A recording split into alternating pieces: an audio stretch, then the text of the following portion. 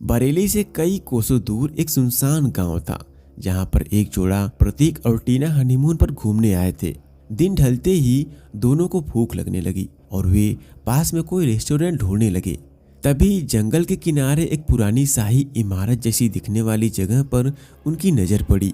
टीना उत्साहित होकर बोली, प्रतीक देखो ना, कितना क्लासिक रेस्टोरेंट लग रहा है, यहाँ चलते हैं।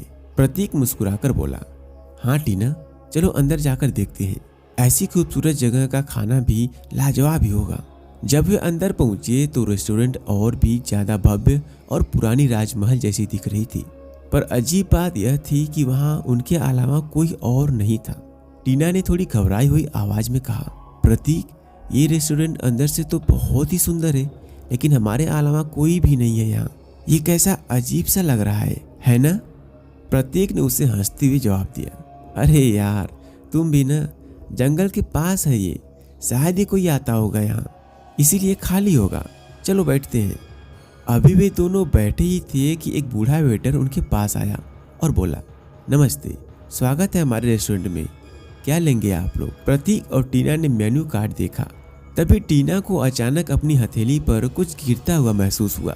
उसने ऊपर देखा और हड़बड़ाते हुए बोली, प्रतीक ये क्या, झूमर से खून टपक रहा है। दोनों घबरा गए। वेटर बोला, नहीं नहीं मैडम, ये खून नहीं है, ये तो झूमर का पेंट है, नया पेंट किया था, शायद कुछ टपक गया होगा। प्रतीक ने हंसते हुए टीना को चिढ़ाया, तुम्हें तो हर चीज में हॉरर मूवी की झलक दिखाई देती है, चिल करो। हालात थोड़े सामान्य हुए, लेकिन अचानक टीना की नजर सामने के आईने में गई और उसे अपने पीछे किसी काले कपड़े में लिपटी एक भूतिया औरत की परछाई दिखाई दी। उसका चेहरा जख्मी था और मुस्कान भयानक। टीना चीखते हुए बोली, प्रतीक बचाओ, मेरे पीछे कोई औरत है। प्रतीक उसकी ओर दौड़ा, लेकिन वहां कोई नहीं था। टीना तुम बहुत सोच रही हो, यहाँ ऐसा कुछ नहीं है, ये सब तुम्हारा वहम है। प्रतीक ने उसे शांत करने की कोशिश की, लेकिन टीना की आंखों में डर साफ दिखाई दे रहा था। तभी वेटर उनके पास ड्रिंक लेकर आया, मैडम इसे पी लीजिए, आपको अच्छा लगेगा। थोड़ी देर बाद टीना अपनी ड्रेस पर ड्रिंक गिरा बैठी और वॉशरूम की तरफ भागी। वॉशरूम से वापस लौटते समय वह थोड़ी शांत लग रही थी। प्रतीक ने हंसते हुए कहा, अब ठीक हो टीना? हाँ, अब कुछ अच्छा महसूस हो रहा है। बूढ़ा वेटर फिर आया और बोला, खाना अंदर के हॉल में ही सर्व होता है, यहाँ सिर्फ चाय पानी मिलता है। प्रतीक और टीना उस हॉल में चले गए, जहाँ उन्हें असाधारण स्वादिष्ट खाना मिला। टीना ये पनीर और मसाला पूरी तो वाकई कमाल की है। प्रतीक ने तारीफ की।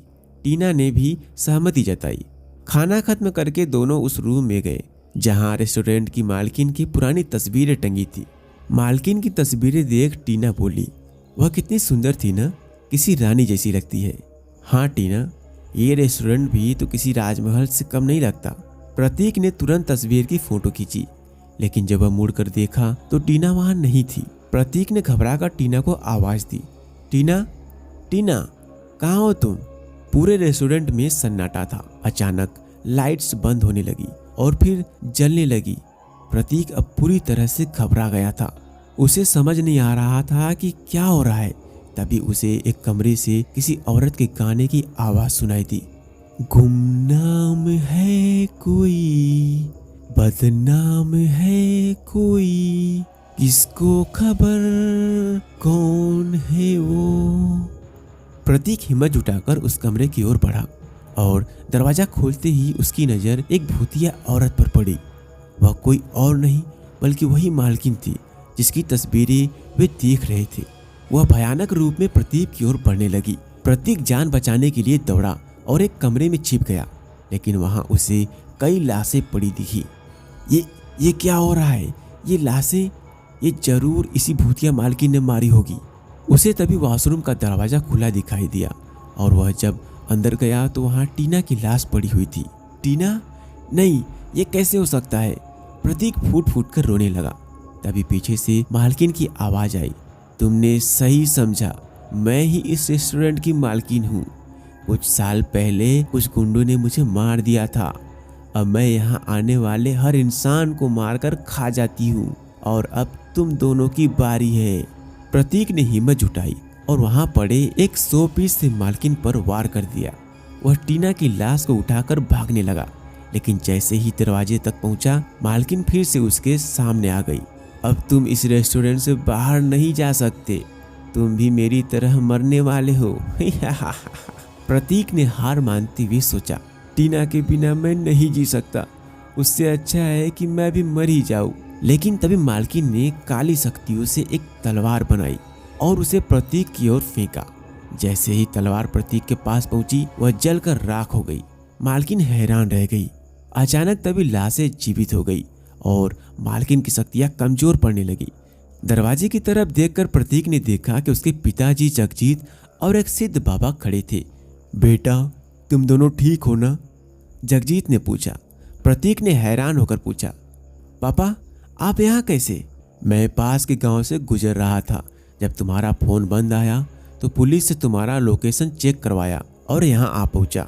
इस रेस्टोरेंट के बारे में सुना था कि जो यहाँ आता है वो जिंदा वापस नहीं जाता, इसलिए बाबा को साथ लाया हूँ। बाबा ने कहा, अब तेरा समय खत्म हो गया है भूतनी, मैंने शिवजी की भभूत पूरे रेस्टोरेंट में फैला दिया है, अब तुम्हें कोई नहीं बचा सकता। मालकिन चिल्लाती रही, लेकिन कुछ ही पल में वह जलकर राख हो गई। आखिरकार सभी मरे हुए लोग आजाद हो गए। रेस्टोरेंट को गांव के सरपंच द्वारा तोड़ दिया गया, वहां अब कोई नहीं जाता।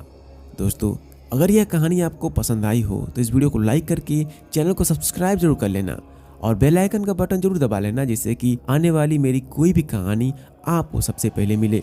धन्यवाद।